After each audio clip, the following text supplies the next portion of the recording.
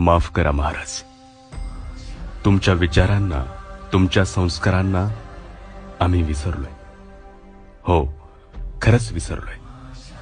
अहो, ज्या चारित्र्य संपन्न राजाचा आदर्श आज जग घेतोय, त्याच तुमच्या महाराष्ट्रात लेकी बाळींवर दिवसा ढवळा अत्याचार होत आहेत. कुठे कोणा लेकीला जिवंत पेटवल्या जातं, तर कुठे धार्मिकतेच्या नावाखाली चिरडल्या जातं.